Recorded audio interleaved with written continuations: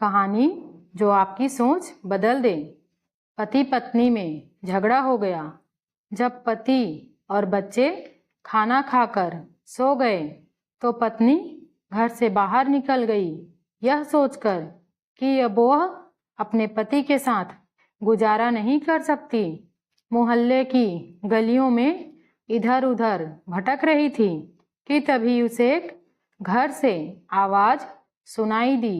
एक स्त्री रोते हुए ईश्वर से अपने बीमार बच्चे के लिए प्रार्थनाएं कर रही थी।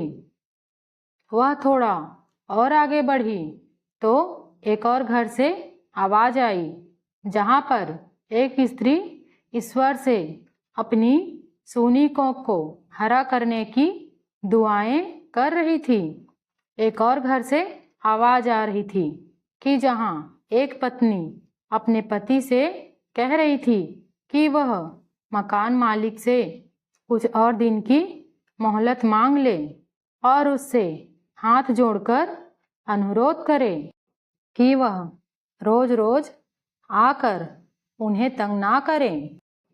थोड़ा आगे बढ़ी तो एक बूढ़ी दादी अपने पोते से कह रही थी, बेटा कितने दिन हो गए तुम मेरे लिए दवाई नहीं लाए। तो उनका पोता रोते हुए कहने लगा, दादी माँ, अब मेडिकल वाला भी उधार दवाई नहीं देता। मेरे पास इतने पैसे भी नहीं हैं कि मैं आपके लिए दवाई ले आऊं। थोड़ा आगे बढ़ी तो एक घर से एक स्त्री की आवाज आ रही थी, जो अपने भूखे रोते हुए बच्चे को यह कहकर मना रही थी कि आज तुम्हारे बाबा तुम्हें खाने के लिए कुछ न कुछ जरूर लाएंगे, तब तक तुम सो जाओ। जब तुम्हारे बाबा आएंगे तो मैं तुम्हें जगा दूंगी। वह औरत कुछ देर वहीं खड़ी रही और यह सोचते हुए अपने घर की ओर वापस पलट गई कि जो लोग हमारे सामने अपने आप को खुश और सुखी दिखाते हैं, इन सब की कोई न कोई कहानी है, मगर फिर भी ये सब अपना दुख और दर्द छुपाकर जीते हैं। वह औरत अपने घर वापस लौट आई और ईश्वर का धन्यवाद करने लगी कि उसके पास अपना मकान, बच्चे और इतना अच्छा पति है। हाँ, कभी कभी पति से नोक झोंक हो जाती है, मगर फिर भी वह उसका बहुत ख्याल रखता है।